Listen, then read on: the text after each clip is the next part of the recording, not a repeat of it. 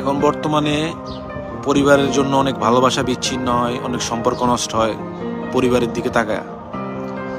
দেখুন, আপনি আমাকে কি ভাবেন সেটা আমি জানি না, বাট আমি একটা কথা বলি, সেটা হচ্ছে পরিবার কিন্তু আপনার পাশে আজীবন থাকবে না, থাকতে পারবেও না। আপনি যখন বিয়ে শাদী করবেন তখন দেখবেন পরিবারের সাথে আপনার সম্পর্ক বিচ্ছিন্ন হতে থাকবে। হ্যাঁ, আমরা পরিবারের দিকে তাকে আমরা স্যাক্রিফাইস করতে হবে আমাদের, বাট যাকে ভালোবাসেন তাকে কখনো ছেড়ে দিয়েন না। পরিবার একটা সময় পাশে থাকবে না, চলে যাবে। তাই যাকে ভালোবাসেন তাকে সবসময় আগলে রাখার চেষ্টা করবেন।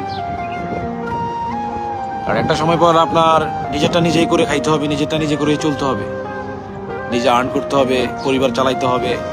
অতএব ভালোবাসাটা আপনি খেয়াল করতে হবে, কারণ আপনার ভালো থাকা আপনার কাছে একটা সময় পর মনে হবে আপনি ছাড়া কেউ নাই এই দুনিয়ায়।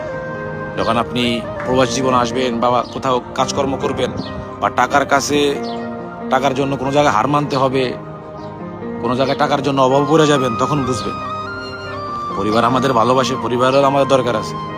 পরিবারের দিকে তাকায়া, ফ্যামিলির দিকে তাকায়া ভালোবাসার সম্পর্ক নষ্ট করতে যায় না। একটা সময় পর তাকে ছাড়া থাকতে পারবেন না, সারা জীবন আফসোস করে যাবেন। কারণ হচ্ছে আপনি তাকে ভালোবাসেন, মন দিয়েই ভালোবাসেন, মন প্রাণে ভালোবাসেন। টাকার কাছে হার মায় না, ফ্যামিলির দিকে তাকায় ভালোবাসা বিচ্ছিন্ন করেন না। একটা সময় পর আপনার টাকাও হবে বা ফ্যামিলিও পাশে থাকবে, একটা সময় পর ফ্যামিলিও পাশে থাকে না, অনেক কিছুর কারণে, অনেক সমস্যার কারণে।